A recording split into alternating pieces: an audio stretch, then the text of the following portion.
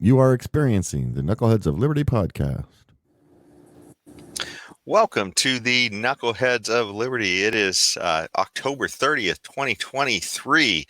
And we're here with the same old Knuckleheads, but we got some different topics to talk about today. A lot of times we have a guest, but today we're just kind of going over some of the recent news and giving it our take. Some of the topics we're going to be talking about today are the House Speaker saga, which has been just kind of crazy with the Republicans, and I guess the story of McCarthy, Gates, and now Johnson. So these are kind of weird path we've taken. We're going to talk a little bit about the sad state of our education, which it never seems to be in a good state with our public education. So that's for sure. That's for sure. Yeah. And finally, we're going to talk a little bit about Hillary, our sort of our big brother out there who wants to kind of be molding what we're thinking there. And so we'll talk a little bit about that in our Knucklehead Noise Patrol. But before we get into any of that, let me introduce you to our panel. In our lower left-hand corner, we have Leon, the word Brathwaite, last word in Liberty. He is a retired engineer in the state of California. And in our lower right-hand corner, we have our screaming eagle of freedom, Tim Everett. He is a pilot in the state of California. My name is Jason McPhee, and I'll be your guest. And our invisible hand is James Just, and we just don't give him enough accolades. So thanks, James, for being there as our invisible hand. And he's the one who kind of will be moving things around for us and stuff during the show. Okay, well, let's get into the speaker issues. So in the last election cycle, the House went over to the Republicans by 5 votes, and they wound up then getting the speaker in, and that wound up being Mike McCarthy. But it has been anything but a smooth ride. Kevin. Kevin McCarthy. Yeah, it's not even smooth for me. Him getting it, me getting his name right. Well, but anyways, for Kevin McCarthy, and yeah, it was something where maybe we could get the visual, James. He wound up taking a historic 15 ballots before enough Republicans came behind him to get him through. And some of the issues were that groups like the Freedom Caucus, they really wanted reforms, and they weren't happy with the same old deal making going on behind the scenes. And there's some of them who are really upset with the levels of debt and that we just aren't addressing this stuff. And so this is kind of the backdrop to why it took so many. And so they wrangled a bunch of concessions out of him. And by the way, the guy who was instrumental in this is Matt Gaetz, and we're going to talk a little bit about him too as we go through this saga. But here's a Mother Jones article, and I kind of like it because they put they put a list here of the things that they got out of him in order to make him speaker. And there was a kind of some interesting things. One is that it only takes now one member of the House to essentially call a vote on the speaker if they have no confidence in him. So before, I think it took a group of at least 5, and Yes. now this kind of empowers individual members to say, hey, this just isn't right, what's going on here in the House. And that'll come into play as well as we go through the story. So just a little bit of foreshadowing. But there were some other issues too. One is they wanted to make it easier to cap some of the military spending. They wanted to give people at least 72 hours to read bills, which, if you remember people like Nancy Pelosi saying, hey, look, we can find out what's in these bills after we pass them. Yes, right. Yes. Famous quote, right? But I mean, so these are some of the noble changes that some of these people were trying to get through. And so the charge was kind of led by Matt Gaetz, and there were some others as well, some notables, I think, for a little bit there. Marjorie Taylor Greene was in on it, and Chip Roy and some of these others were sort of leading the charge here. But eventually it was sort of almost Matt Gaetz standing behind by himself, getting as many of these as he could. And so that's sort of it gives you a sense a little bit about what some of the changes were I don't know if either of you guys have any thoughts on any of those changes that came through that I might not have mentioned here that you thought were important changes. Well, one of the big changes that they were trying to institute was that they were going to pass on individual votes all 12 appropriation bills for the for the budget, for the federal budget. That was a big deal for the Freedom Caucus, and in making the deal for Kevin McCarthy, who became the speaker, he had agreed to this. He had agreed to this change. This was major, and instead of having this large omnibus bill with everything included in it, everything and the kitchen sink included, they were going to do the individual bills. Now, when McCarthy made a little deal to avoid the government shutdown, he sort of violated that. That agreement. Well, Leon, let's see. You're jumping right over into the next thing. So I just wanted to make sure that we had the point. So, but that definitely foreshadows the issue coming up. So we had this issue with, Matt Gaetz getting these points in for the speaker that, he agreed to this stuff when when people said they'd vote for him.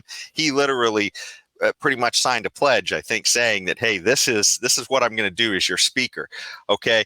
So it turned out that after, he got this power in recent negotiations, they wanted to essentially they were coming up on the budget spending limits, and of course Biden wanted more money, like an extra $100 billion or so to fund Ukraine as part of this spending package, and there were many Republicans who were not on board with this, and so in fact it was a majority of the Republicans who had said, hey, look, we think we've spent enough on Ukraine, we don't want to spend anymore, and then lo and behold, somehow the budget passes, and even though there was a majority of Republicans in the majority party in the House, it shouldn't have been able to pass, but it did, and it's because McCarthy turned around and cut a secret deal with Biden, and then with Democrat support wound up pushing this budget through that had all this Ukraine spending in it, when there were many Republicans who wanted to see actual spending cuts, at least in other areas and such, and so this then preceded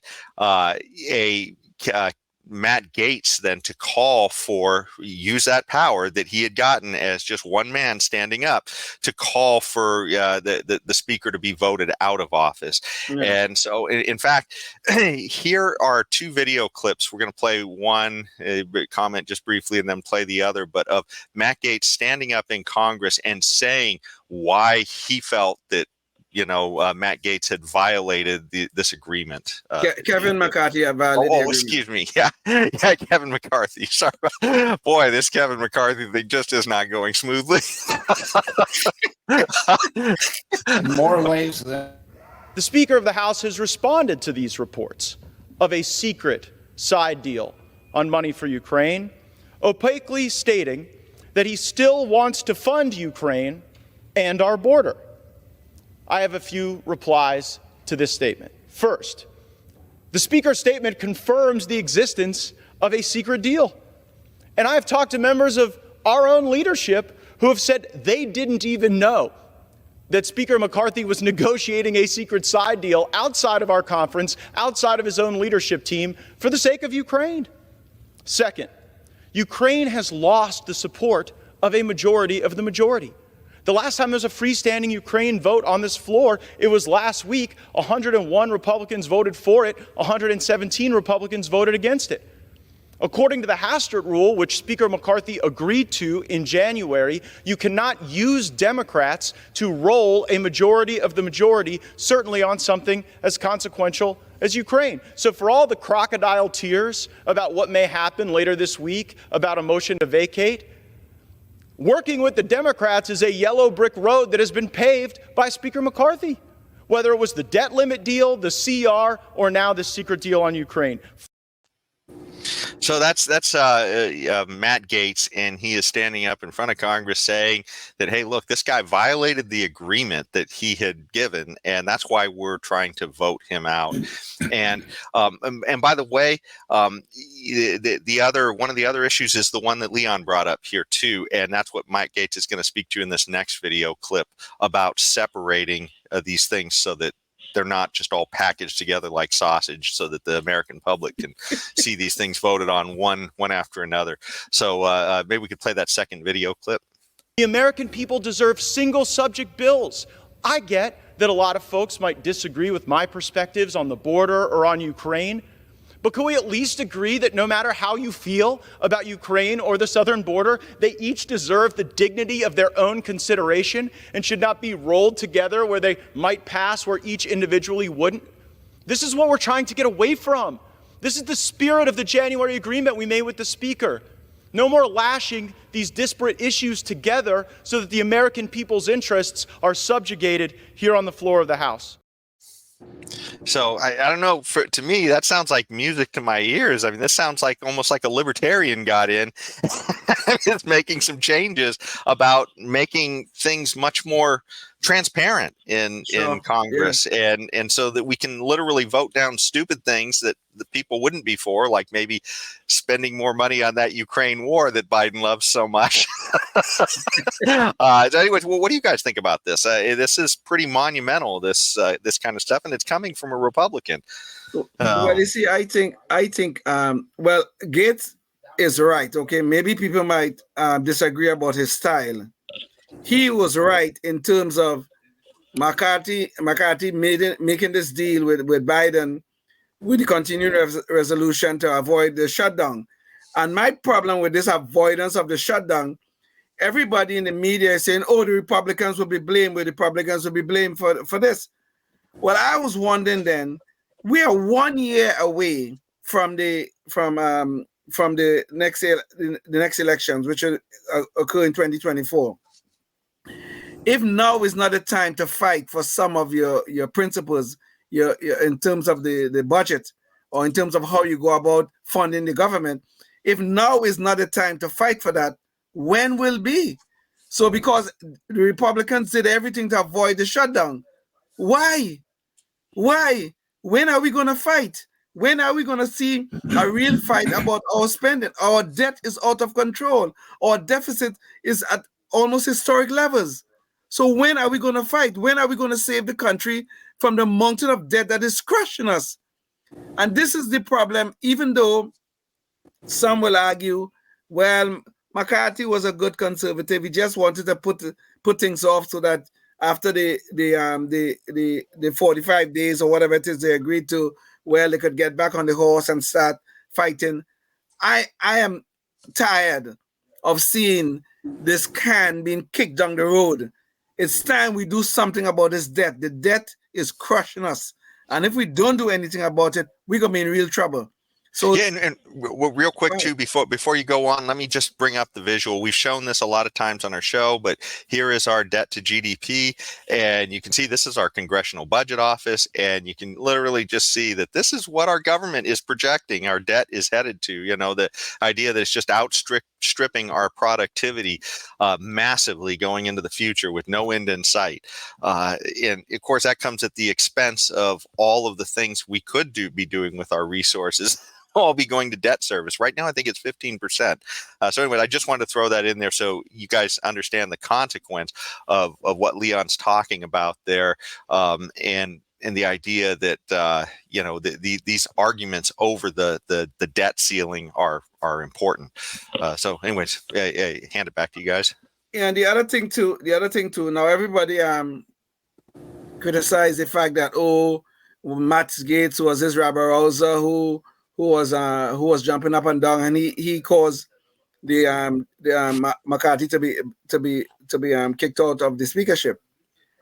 The fact of the matter is, whether we like it or not, Kevin McCarthy agreed to one member of the House being able to file the motion to vacate. He agreed to it. So you may not like Matt Gaetz' style, but he lived by the rules that was set up in January. So Kevin McCarthy and company have to live with the consequences of that agreement. So here we are. All righty, yeah. It reminds me of campaign promises made by politicians, and I wonder if he just agreed to these rules just to get in to become Speaker, McCarthy, if he did that, with the future intention of just not abiding by those rules as much as possible. Because Tim, do you mean politicians don't being lied to by other politicians the way they do to all their constituents? something like that, yeah. That's what I'm saying.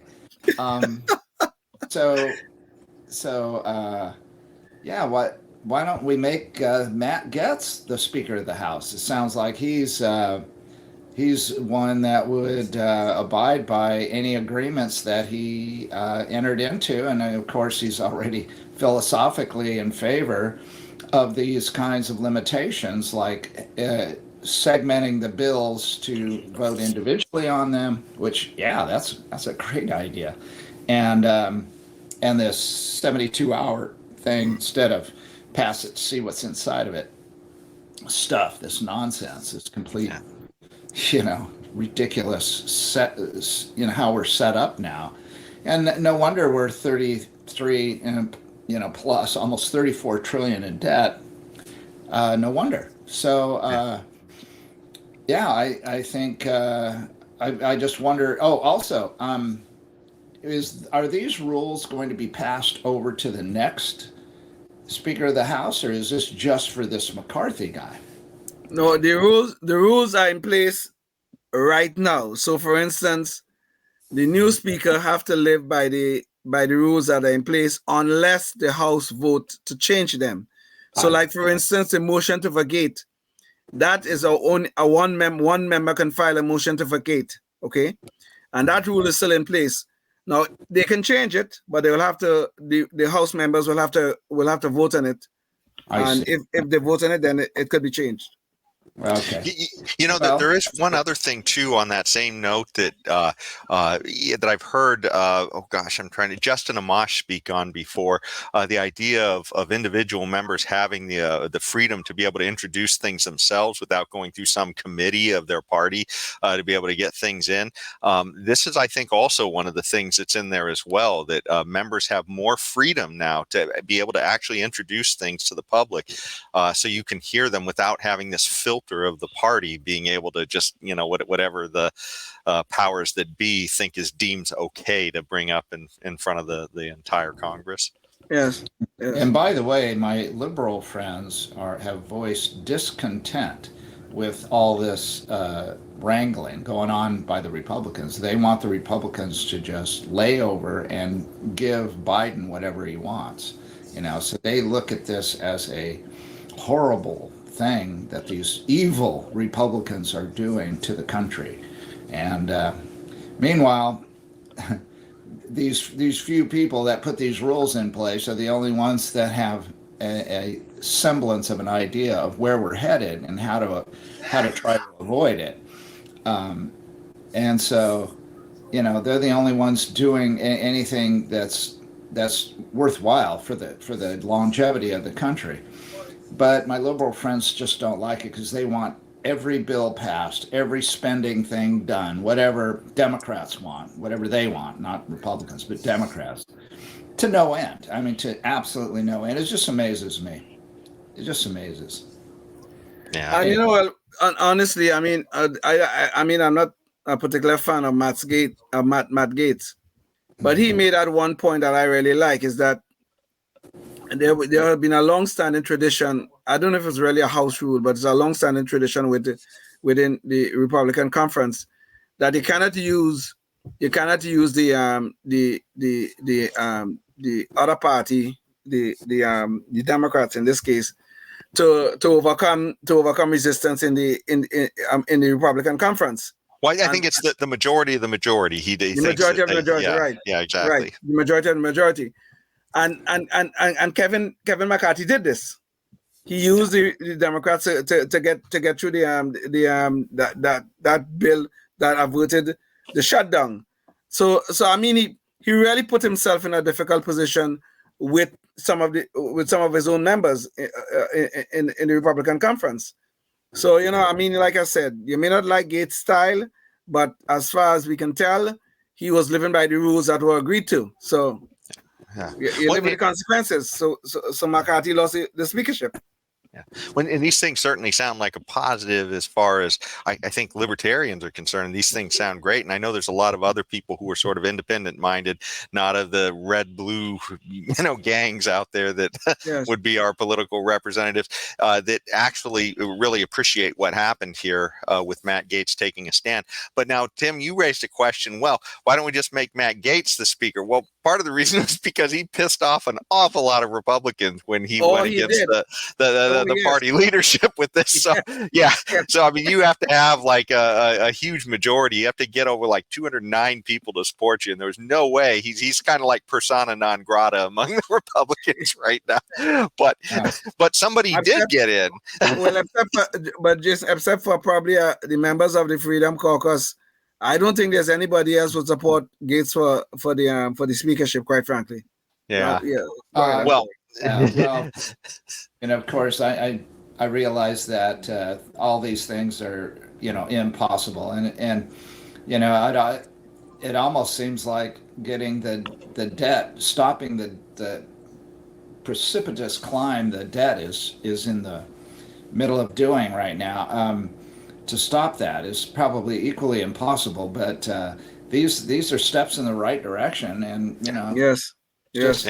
Everybody wants to keep kicking the can down the road, like Leon said. Yeah. Well, hold on. Before you jump in, I want to get to these other clips before we have to break away from our public access audience. So let me jump to the point where there is a speaker now. We've actually gotten to the point where recently, I think last week or so, the Republicans did manage to vote in a speaker, and his name is, I believe it's Mike Johnson. Mike Johnson, yes, of Louisiana, yes. And so if you want to know, and by the way, here, can we get the visual up on this too? There's an article. So here it shows the House essentially cheering for the guy, and he's the guy right in the middle here. And we're going to hear a video clip or two of him. So you actually get to hear what this guy is capable of mentally, as far as his, what kind of person we're going to have in there. And I thought it was quite refreshing. Maybe we could, we have these two video clips in there of him interrogating the Department of Homeland Security Secretary Mike Mayorkas, and this is the guy who's all about regulating your speech online and all this other kind of Orwellian stuff. And oh boy, this is Mike Johnson taking him to task. Can we roll clip number 3? Before we move, Secretary Mayorkas, we have the frustrating responsibility on this committee of providing oversight of your agency, but I have to be honest and tell you, I'm not sure exactly what you do at the Department of Homeland Security other than great harm. On your watch, the data is pretty clear. We've had record levels of illegal immigration, a rapid decline in deportations, skyrocketing fentanyl deaths across our country, and the Secret Service, which is a DHS component, can't determine who left cocaine at the White House. In the middle of all this, you created the Cybersecurity and Infrastructure Agency, CISA, which is a division of DHS. And it's one of the Biden administration agencies that colluded with and coerced the social media companies to censor Americans' protected free speech online. That's specifically detailed in a 155-page court opinion that came out of the federal court in Louisiana in the landmark litigation of Missouri v. Biden. Have you read that court opinion? Congressman, I have not, and the Cybersecurity and Infrastructure Security Agency does not censor speech. Okay, well, the court found otherwise, and it's really curious to me. Actually, it's quite alarming that you haven't read the opinion, because your agency is listed in this opinion. The federal court looked at volumes of evidence over months of litigation, and they determined, among other things, that if the allegations made by the plaintiffs, the states in this case, are true, and hold on, the preliminary injunction was granted against your agency, sir, and other Biden administration agencies, including the DOJ and FBI, the court said it involves the most massive attack against free speech in United States history. And you're telling me this opinion issued July 4th has not reached your desk? No one's briefed you on it? Oh, I have been briefed on the Missouri litigation. Okay, but you haven't taken the time to read it yet. Congressman, No, hold on. Have you read it or not? I have read parts of it, Congressman. Oh, parts of it. Did you read the parts where it said that this is Orwellian and dystopian and that your agency is involved in a massive cover-up of specifically conservatives' free speech online? Congressman, the Cybersecurity and Infrastructure Security Agency is not involved in such conduct. Okay, well, the court found otherwise, and you stand here under oath and you give us these answers that we know are not true because this is demonstrably untrue. I'm suggesting to you that you're saying things to us under oath that are proven by the record to be untrue. Let me ask you about this specifically. Okay, so that was a little bit of the clip of Mike Johnson. So we just got to hear. This is the guy who's going to be our speaker, and man, did he take Mayorkas to task on free speech issues. Leon, you were about to jump in before we got to this. Real quick. The guy's name is Alexandro Mayorkas, and you said Michael Mayorkas. Oh, sorry. Boy, I tell you, I'm like Biden with names. I was going to say that, but I decided not to. Well, but one thing I wanted you to see though is that, and James, maybe we could bring this visual up.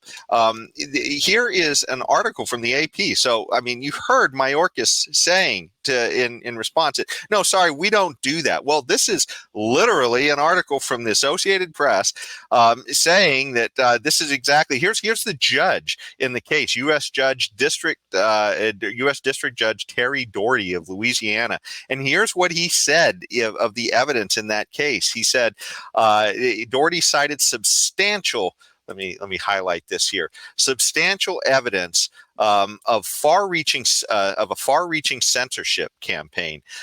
He wrote that the evidence produced thus far depicts an almost dystopian scenario during the COVID-19 pandemic, a period perhaps best characterized by widespread doubt and uncertainty. The United States government seems to have assumed a role similar to an Orwellian ministry of truth.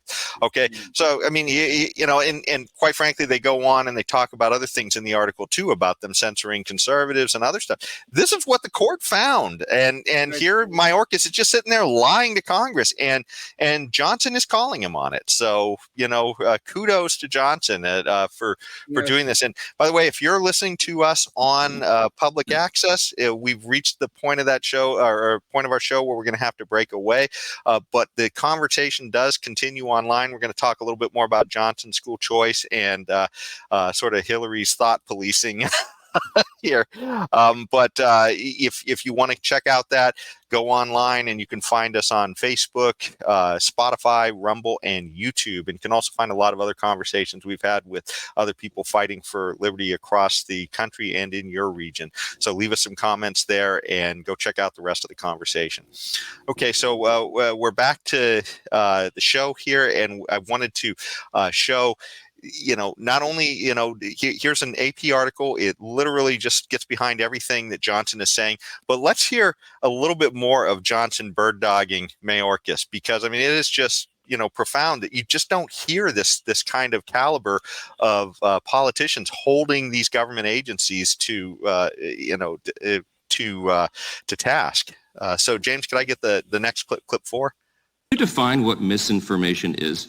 Congressman, misinformation is false information that is disseminated to... Excellent. Who determines what is false? Congressman, our focus... No, who determines what is false in your agency? If you're going to pull something off the internet and collude with a social media platform to make sure Americans don't see it, who determines what's false? Congressman, we don't do that.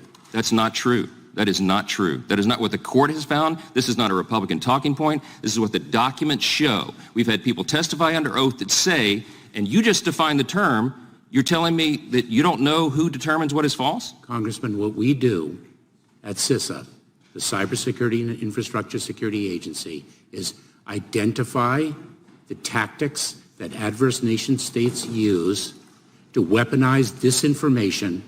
Okay, what is disinformation? What is disinformation? Disinformation is inaccurate information. Who determines what's inaccurate? Who determines what's false? Do you understand the problem here? The reason the framers of our Constitution did not create an exception for quote-unquote false information from the First Amendment is because they didn't trust the government to determine what it is. And you have whole committees of people in your agency trying to determine what they define as false or misinformation. That is not true. Well, then what is true? Please enlighten us. What we do is we disclose the tactics that adverse nation states are utilizing to weaponize information. No, sir. The court found specifically it's a finding of fact that is not disputed by the government defendants, the Biden administration, your agency, the FBI, or DHS, not in the litigation. They determined you and all of your cohorts made no distinction between domestic speech and foreign speech. So don't stand there and tell me under oath that you only focused on adversaries around the world, foreign actors. That's not true. Congressman, the Missouri case, the litigation to which you refer, is the subject of continuing litigation. But the facts were not disputed, and I so regret that I'm out of time. I hope I get some more yielded. I yield back. Gentlemen, So there you have it. That's our new speaker. And boy, I tell you, I think if our founding fathers were here, there'd be a standing ovation for Mike Johnson on trying to hold our government accountable. And if this were a libertarian, I don't think a libertarian could have said it any better than Mike Johnson said it in that particular thing. Anyways, what do you guys think about this? Because I'm impressed. Go ahead, Leon, because I couldn't hear it, and I've got it. Well, the thing is that this Alexandria Mayorkas, he's the same guy who have gone under oath and tell us that the border is secure, and then we have millions of people pouring across our borders since Biden has been president, okay? But he been insisting the border is secure. So I don't know how they define secure. Now we don't know how we define what is false. He don't define, he have defined them, but he can't tell us who determines what is false and what is inaccurate. Okay, this department, the Department of Homeland Security, is a serious problematic agency. They are colluding with the social media platforms to censor Americans. I don't care what your political beliefs are. Okay, the government has no right to be censoring our thoughts, our speech, what we should think or what we should do. They have no right to be doing that. And we have a First Amendment right. Yet we have the FBI, we have the Department of Homeland Security, all participating in this. This is a real problem because this is a clear violation of the speech of the First Amendment. And we are not talking about just talking points from the right. We're not just talking about this is what the court found. A court made a finding of fact that this is what the government is doing. These are our First Amendment rights we are talking about. So we got to do something about this crap. Seriously. Yeah. Well, and Tim, just to give you a sense, essentially the thrust of this was all about this issue of the government trying to censor our speech online. That was the majority of what he was going after Mayorkas about. And, boy, did he let him have it. So, yeah. And by the way, too, I'd heard Glenn Greenwald talking about him not too long ago. In fact, Glenn Greenwald had him on his show not long after he made that grilling of Mayorkas, and he had said that I think that's what Glenn Greenwald said. That's the one question everybody should be asking: is who determines, what is misinformation and disinformation? And it certainly shouldn't be the government telling us all what to believe.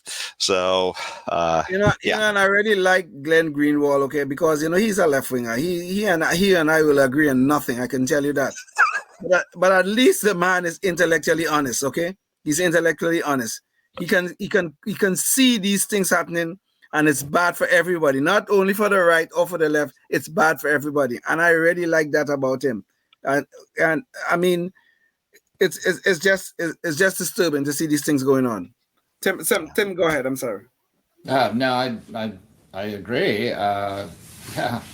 It's about time. In addition to these acts being the exact opposite of what their name is, it sounds like some of these departments are the exact opposite of what their name is. So, Department of Homeland Security is basically the insecurity we feel in being able to voice our opinions. And I know we're going to talk about things related to the Department of Education, which is the Department of Uneducation. It should be, if it's properly named. Yeah. We're going to talk about the decline in test scoring, and it's like pretty soon they're going to stop the test scoring so that they don't have to listen to people bellyache about how poor the United States is doing compared to other countries. Yes. Yes. Well, Tim, it's almost as though you checked out the topics, because that is exactly where we're going with this. But yeah, I didn't think about the Orwellian tie-in to our Ministry of Education. The fact that it does everything but. But yeah, that's a good cue. That's a good transition, Tim, for us to jump over to that topic. So Leon had shared an article with us earlier in the week, and so we wanted to share that with the audience. And James, maybe you could pull this one up. It's Our Public Schools Are a National Disaster. And it talks about how the ACT testing, I think that's that stands for the American, what is it? Credentialing, or, oh gosh, I can't remember what ACT stands for. But essentially, this is like, it's like our SAT testing and ACT testing. It's the same thing. It's funny. I looked this up right before the show, but just like mangling names, I'm mangling this acronym too. But anyways, this is the testing that essentially, if you'd gone to applied to get into college out of high school any time in the last decades, on end, you would have had to give these standardized test scores as part of your competitive criteria for why you should get one of these scarce spots at the more desirable schools.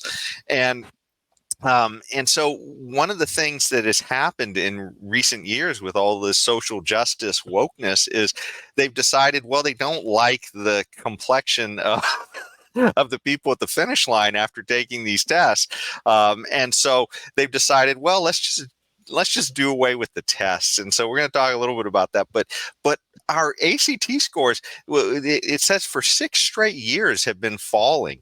And so it's sort of like, what better way to, sort of dodge the issue of how badly our education system is performing than, just sort of get rid of these tests. And that's precisely what they're doing. And for both the racial reasons I just mentioned, and the idea that maybe because we're doing so poorly on these tests, it's like, well, let's just destroy the metric if we don't like what the metric is telling us.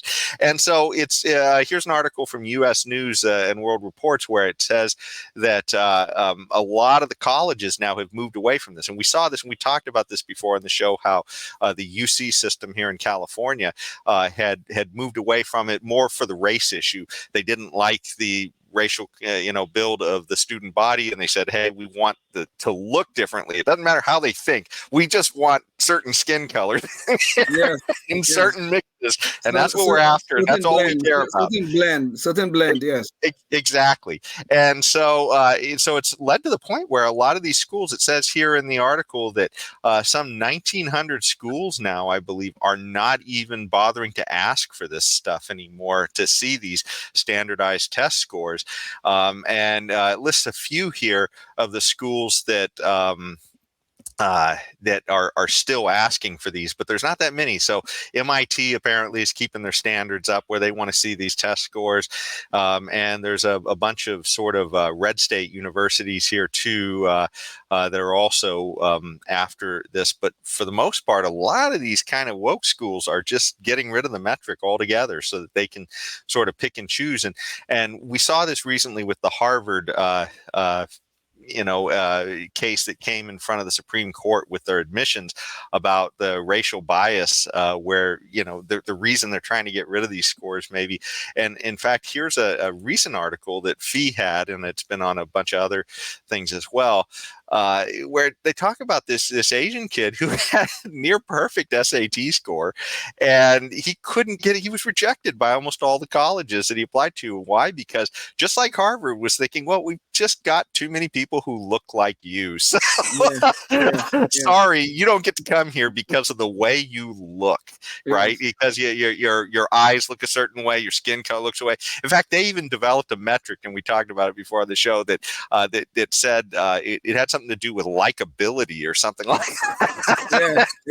So they scientifically determined that Asians were less likable than people with darker skin colors, and so they literally they pushed them out. And if that isn't racism, I don't know what the hell is. I mean, because that's systemic to the point where you've literally developed a metric to keep people out that you don't like the way they look, and so you say, hey, I want people who look a different way. Sorry, this kid's name, his name is Stanley Zong. Sorry, Stanley, you don't get to come here because of the way you look. Anyway, so sounds like George Wallace in 1960, 63 or 64, when you were standing in front of the doors of the University of Mississippi, and we wouldn't let black people in. You know, we used to complain about that. You know, now we standing at the doors and not allowing Asians in, you know, because they don't have the right skin color, they don't have the right slant of the ears, or the slant of the eyes, or the slant of whatever hell it is they're thinking about. I just don't get it. We have now taken 1960, prior to 1960, I should say, prior to the Civil Rights Act and the Voting Rights Act, we have now taken that and transformed it and transported to 2023. And here we are, where we are making determinations by skin color. So what happened to Martin Luther King's statement of he wants his children to live in a society where they are judged not by the color of the skin, but by the content of their character? What happened to that? Where did we go wrong? Where did we fall off this path that where we were making progress, where everybody was going to have rights and freedoms, and King's dream was going to come alive, where we will be living in this nation where we are judged not by the color of the skin, but by the content of our character? What happened to that dream? You know what happened? It has now become a nightmare, where we now have Jim Crow Point 2 going on in America, especially on the campuses. This is what's going on. Yeah, Stanley would have something to say about that, I'm sure. Oh, yes. And probably eloquently as well. But the less eloquent thing is for me to say, what was I going to say? Systematized. Yeah, talk about systematized. It sounds like this is a true example of systemic racism, because this has been systematized into these schools that have gone this direction. So if you want to complain about real systematized racism or systemic racism, there's your examples. That and the minimum wage law and the gun control laws and all these other systematic racist laws that attack black people primarily, or Asian people in this case. Well, and here's the crazy thing, Tim. I mean, this wasn't really just attacking Asian people. I mean, this was attacking people that essentially, the whiter you were, the worse it was for you, and the darker your skin color, the better it was for you. You know, the more they liked you and wanted you in there, and the less your test scores had to be. But here's the crazy thing: is that we're so brainwashed on this stuff that if it's happening to white people, it's not a big deal. But if you can show that it's happening to another minority group, then suddenly it's a big deal. And the bottom line is, as a libertarian, it shouldn't matter what your skin color is. It's your individual rights that should matter. And it's about government funding, and government should be blind to this. It's one thing, if it's a private institution and they want to be racist and they only want to, say, hey, we're the white hood club and you only get to come in if you wear your white hood. Okay, well, you guys have your fun, as long as you're not hurting anybody.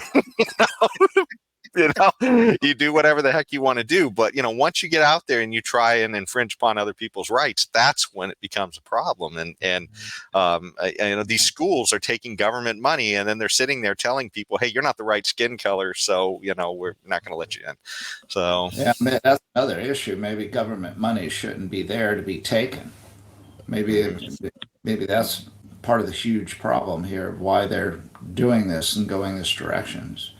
And maybe that, where in the Constitution does it give the federal government the power to fund education? I don't know.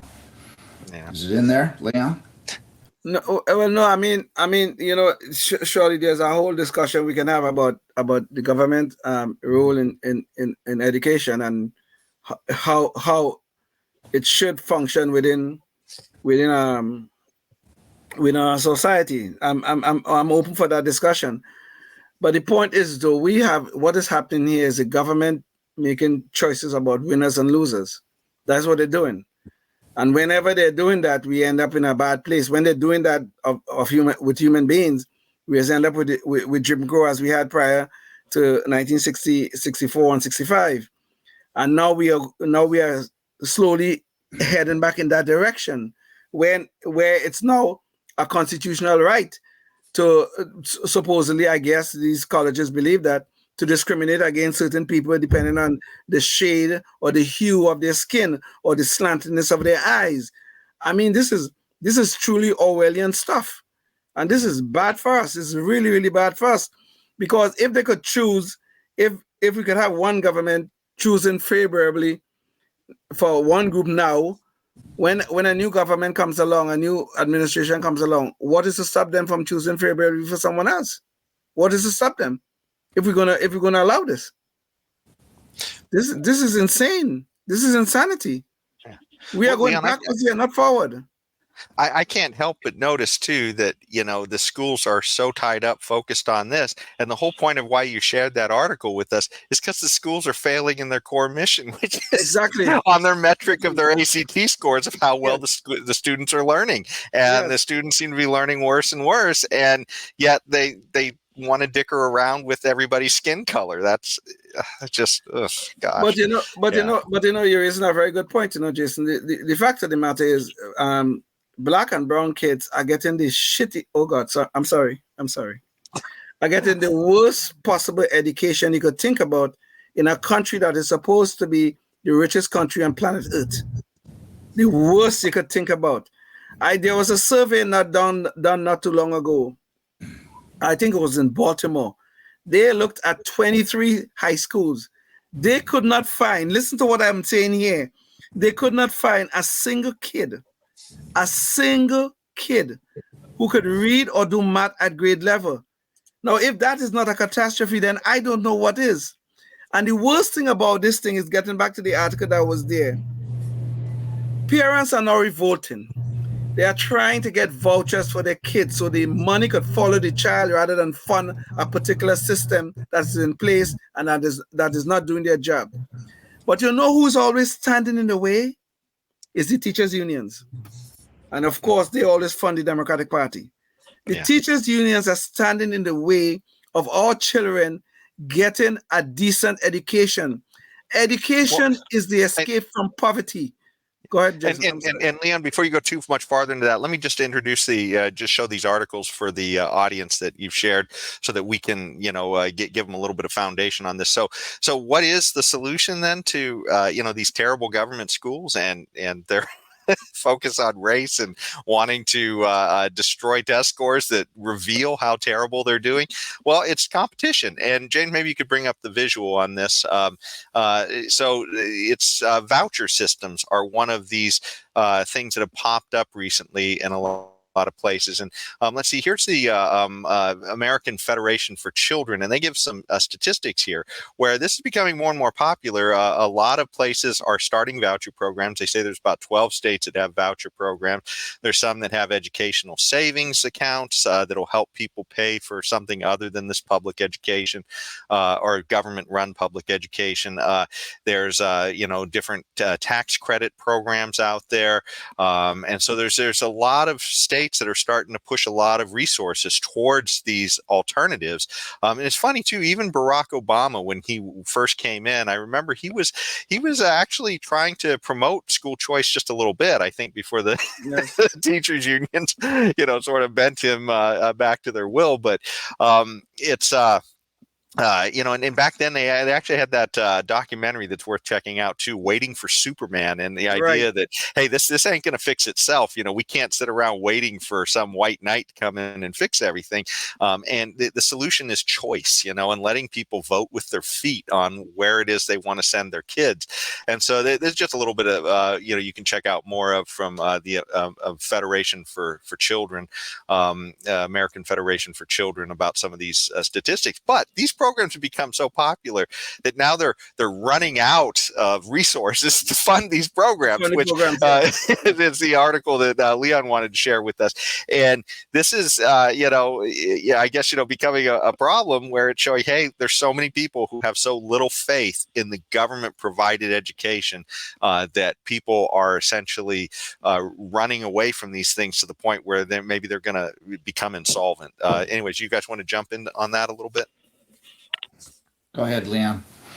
Well, the thing is, Jason, that we, even though the lockdown was horrible, the COVID lockdown was horrible, the one good thing I think that came out of the lockdowns was parents got a better picture of what their kids are doing in these public schools.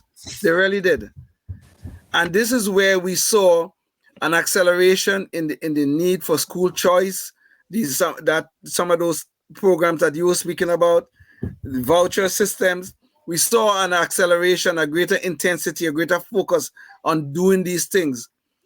These public schools are a disaster, we know that. But I think either parents were complacent, or they were blinded by it, or blinded by some of the fuzziness of all of it. But once the lockdowns came and they went remote, and parents were able to see what was going on in our schools, this is where the intensity for vouchers and the intensity for school choice and for parents' choice and all these other things, this is where it started to accelerate. And that is the one good thing I have to give credit to for the lockdowns. And I don't agree with the lockdowns, but it's one good thing that came out of it. And I hope that this will continue. We are seeing, of course, that article is showing that parents are demanding these vouchers now. They're running out of resources. I don't think there's a lack of money here. It's just that how the money is being utilized is the issue right now. That is what it is. Because we just say Iowa have successfully, I don't think they're fully implemented as yet, but they are successfully transitioning to an all voucher system. Arizona have done that. West Virginia is not far behind, and there are several other states where, and you just showed the articles, Jason, there are several other states where there's a lot of movement in this direction. But of course, the teachers' unions are there fighting for the current system as it is. And this is a real problem. But I hope to God parents will keep up the fight, because they have to educate their children. If we are not educating the next generation, God help us for the future of this great land of ours. Yeah, that's good. I really don't have anything to add. That was good, Leon. Thank you. Yeah. Yeah, I guess you're our Superman on this, Leon. Waiting for you to jump out. And I put on my red cape here pretty soon, man. There you go. Okay. Well, I think we've gotten near the end of our show here, and so we want to share with you our Knucklehead Noise Patrol. And it's funny, this one kind of relates a little bit to the speaker stuff that we talked about early in the show, the Speaker of the House stuff, and some of the kind of thinking of the elites in Washington. And so we had this article here. And maybe you could share, pop it up there, James. Yeah, and it's Hillary suggests formal deprogramming for MAGA extremists who still support Trump. And I thought this was kind of interesting. Not just the idea that somehow she has the audacity to think that, hey, it's just the other side that looks and acts and walks like a cult. My gosh, some of the stuff coming out of the Democrat Party, it's just, you'd have to be deranged beyond belief to believe some of this stuff or to be in a cult. But anyway, so let's hear in her own words some of this. I've broken the interview up into a few different pieces because it was a little bit long. So we're going to put these in a little manageable chunks. But let's hear a little bit about some of what Hillary Clinton thinks about, sort of the MAGA people and what the solutions are for them. Area of coalition building that could happen. There are pragmatic Republicans, as you say. Could there be a whole new way of trying to, get legislation going and cross-party governance going by Democrats and certain Republicans forming a coalition? Well, you saw the number of Republicans who voted along with Democrats to keep the government open. So there's clearly a common sense, sane part of the Republican caucus in the House. So the first thing I wanted to kick off right away is that she gets into the interview, and what makes somebody sane is that they want to keep the government running and keep funding it at any cost. That's her top criteria, which right away, as libertarians, we showed you that in fact, maybe we could bring that up again real quick, just so we see what sanity and insanity are here, right? This is our debt. This is what the government is telling us our debt is going to. Hillary Clinton's not worried about this trajectory of our debt. To her, that's that you'd have to be an extremist to be worried about this. Her big worry is that government, doesn't keep running, that the wheels of government keep going, and that this trajectory keeps going. That's what her concern is on this. So, anyways, let's jump into the next clip, because the next clip is even more interesting on what her solution is to deal with people who think like us that, hey, this is a problem. There wasn't this little tail of extremism wagging the dog of the Republican Party as it is today. Mm-hmm. And sadly, so many of those extremists, those MAGA extremists, take their marching orders from Donald Trump, who has no credibility left by any measure. He's only in it for himself. He's now defending himself in civil actions and criminal actions. And when do they break with him? Because at some point, maybe there needs to be a formal deprogramming of the cult members, but something needs to happen. And how?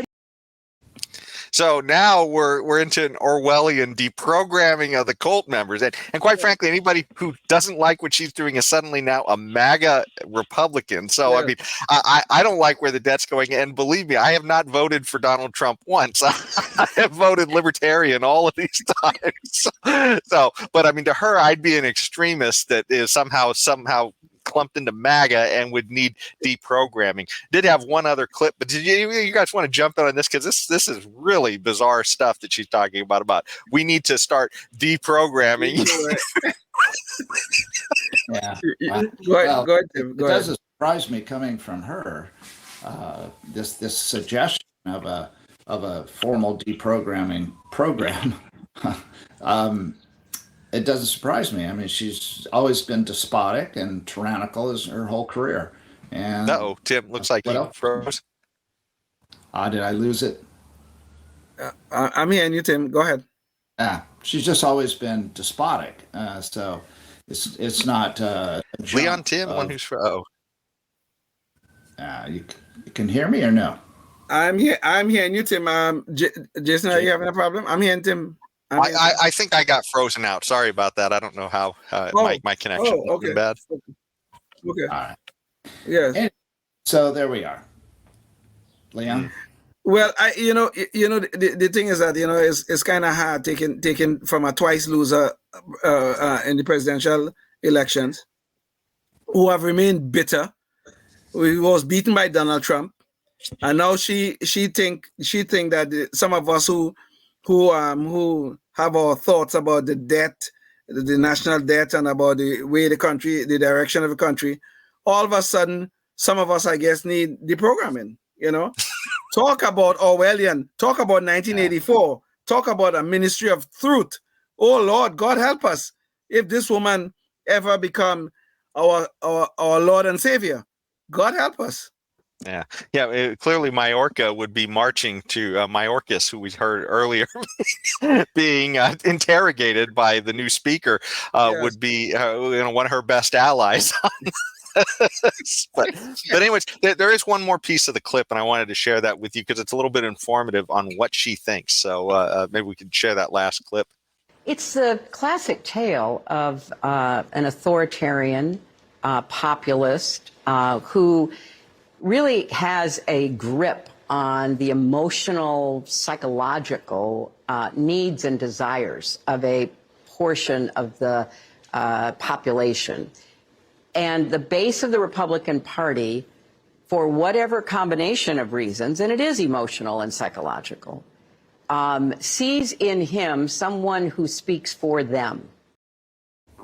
So she just said that this is a whole emotional, psychological thing, that anybody who votes for Trump must just be bamboozled into depending upon the state to do something. She's describing her own party too in those. I mean, you could apply everything she said about people voting for Trump to people who vote for Democrats. I mean, they've been bamboozled to emotionally need these people to speak for them and provide for them. But when she talks about this whole thing about being needing to be deprogrammed, like there's some kind of cult. I mean, imagine what it is that's coming out of the Democratic Party nowadays as far as cult think. I mean, we're literally talking about people who claim to support women's causes, who then, when you ask them, well, what's a woman? And they can't tell you. They won't tell you. I mean, they're the same people who will sit there and they'll say racism is terrible and it's a systemic problem that we have to deal with. And yet, as you heard in the show earlier, they support systemic racism in the same breath of keeping people out of schools for their skin color, and trying to get the right people in because of their skin color. So, I mean, this, and then this idea that you can just keep on printing more and more money, as though it's some sort of magic money-making machine that, we can. This all sounds like cult think, right? Well, Jason, to go a step further on this, I don't know if you remember during the 2020 campaign for the presidency, Joe Biden was on a show called the Breakfast Club. I think it's run by some guy who calls himself Shamalay the God or some kind of thing like that. And he said on the show, this is a national syndicated show. He said on the show, if you're having problems, you're speaking to his audience. His audience is primarily black. And this is Biden who's saying this, right? Yeah. Biden, yes. Biden is speaking now. Biden says, if you have problems deciding between me and Donald Trump, you ain't black. So talk about someone telling us black people how we should think, right? That's what he's doing. Telling us how we should think, how we should vote. And if we don't vote and think the right, quote unquote, the right way, we ain't black. Leon, apparently they think you need to be deprogrammed because obviously you're not thinking the proper way a black person should think.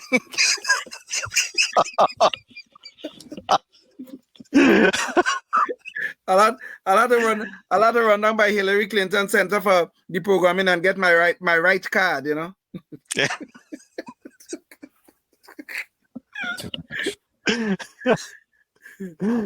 Well, our screaming eagle is silent. I guess you've just been stunned by what you've heard.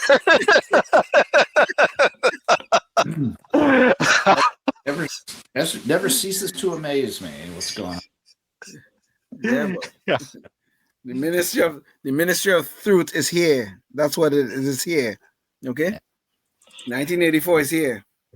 Dystopia is coming too quick for us. Well, did you have any last thoughts there, Tim? Or no. I thought I cut you off there. Listen, Well, I think that pretty much does it in a nutshell for this one.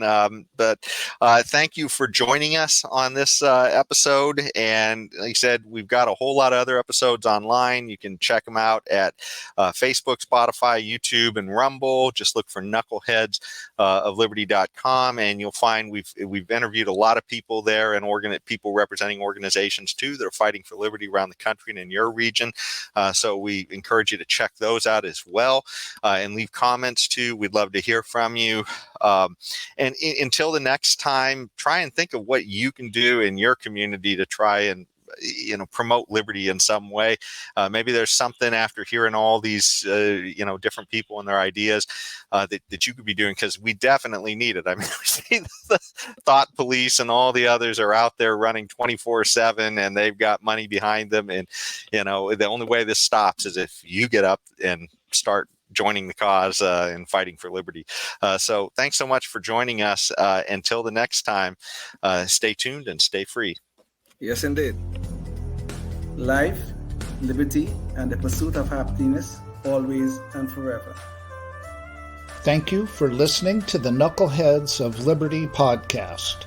Find us on Facebook, Rumble, YouTube, your favorite podcast network, and at knuckleheadsofliberty.com.